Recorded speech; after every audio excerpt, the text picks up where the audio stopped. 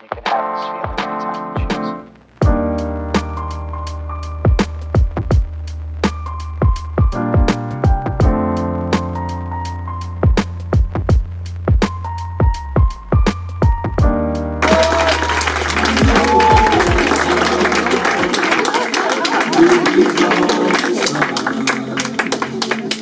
Until the Lord calls me to sit at his house.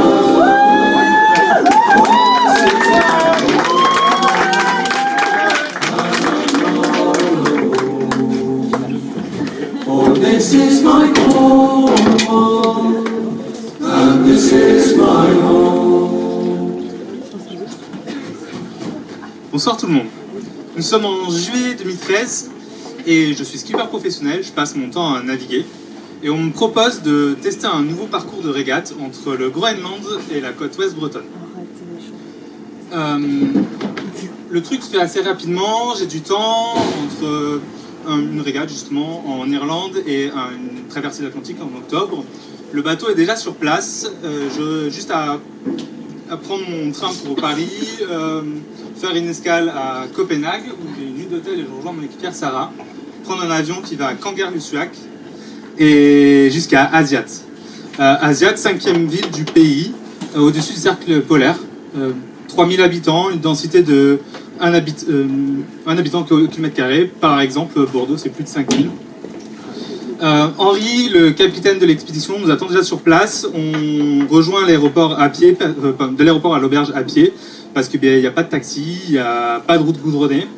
Le Groenland, c'est ambiance Far West, ou plutôt Far North, où on trouve du matériel industriel entassé un peu partout. Dans l'épicerie du coin, on a des pots de phoque, des fusils en vente libre, et il y a une carcasse de baleine qui est stockée sous un préau, où les habitants du coin peuvent venir se ravitailler, comme si on allait au marché des Capus. Après une ou deux journées d'attente, on prend la mer. L'objectif, c'est de rejoindre le sud du Groenland pour ensuite mettre cap à l'est et rejoindre l'Europe. On a attendu qu'un iceberg libère l'entrée du port pour rejoindre la mer de Baffin. La zone n'est pas du tout cartographiée et on se slalome entre les cailloux, suivi par une bande de phoques un peu curieux, quelques baleines au large. Rapidement, on rencontre notre premier iceberg et en bon touriste, on met cap dessus pour faire un premier selfie. C'était le premier, mais loin d'être le dernier.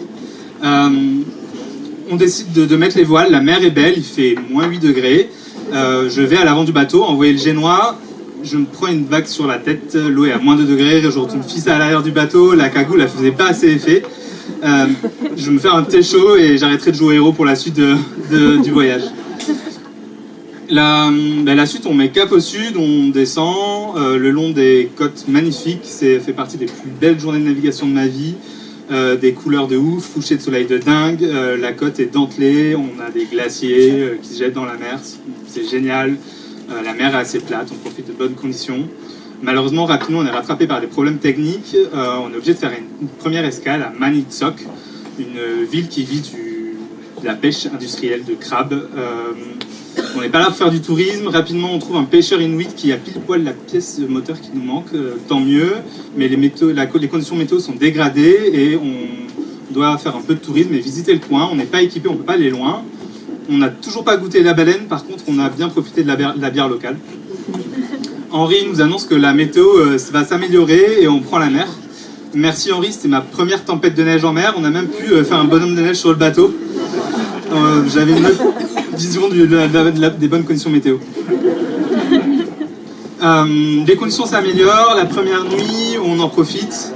Je dors et là je suis réveillé par Sarah qui me dit Light of the North, Light of the North. Je sors du bateau, je pige rien, je me retourne et là j'ai une main lumineuse qui me tombe dessus, qui nous emporte. C'est une aurore boréale. La photo est pas de moi, j'ai essayé de prendre un truc avec mon smartphone, ça marchait pas.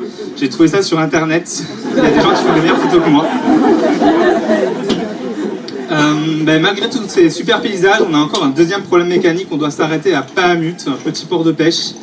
La zone est plus tempérée au sud du Groenland. Les locaux arrivent à faire pousser des patates depuis 2 ans. Ça pose des questions sur le réchauffement climatique, mais c'est comme ça. On en profite pour faire un peu de tourisme, pour régler nos problèmes techniques. On arrive à début septembre, les conditions météo à cette époque-là ne sont pas les meilleures, on n'est pas là pour faire du tourisme, il faut qu'on reparte. Malgré tout, on attend que la bonne fenêtre, que le vent puisse nous porter. On ne règle pas nos problèmes techniques réellement. Mais bon, on quitte le Groenland, on en profite d'une belle journée, la mer est plutôt belle, on salue les pêcheurs. Les conditions sont bonnes, la température est un peu montée, on est à moins 2 degrés comme la température de l'eau. Et on se dit qu'on va faire un peu de sud pour contourner la pointe du Groenland, mettre cap à l'est et se faire porter par les vents. On salue, on croise les derniers icebergs, on dit au revoir à la côte, on se prépare le bateau pour la première nuit avant de faire cette traversée, on espère revoir des aurores boréales. Et en fait, j'ai passé ma pire nuit en mer, je pense une de mes pires journées, nuits de ma vie d'ailleurs. Grosse tempête, 8 mètres de creux, des vagues qui déferlent sur le bateau, on déchire toutes les voiles. Et on se dit que ça va être long, on est tout au début, on ne peut plus faire demi-tour. La météo se calme, la mer se range, le vent est fort et nous amène dans le bon sens. On se dit qu'on ne verrait plus grand chose. Il y a juste faire route sur l'est. On voit un truc au loin. C'est pas un kraken, c'était encore un iceberg. Au petit matin, 3 icebergs de la taille des grands immeubles sont autour du bateau. On se dit qu'il va faire attention jusqu'à la fin. Ça fait une semaine qu'on est en mer. L'eau est à 13 degrés. On en profite pour faire une baignade et faire notre première douche. Il nous tarde de rejoindre la Bretagne. Les icebergs vont laisser la place au brouillard. On rejoint la Bretagne et la pluie. Le moteur ne fonctionne pas bien, on galère à arriver au port. Il pleut, la capitainerie nous annonce que les douches ne fonctionnent pas, l'eau est froide. Le seul repas, c'est un semi-gastro qui nous sert une entrecôte frites dégueu. Il pleut toujours. On se dit au revoir et je rentre à Bordeaux.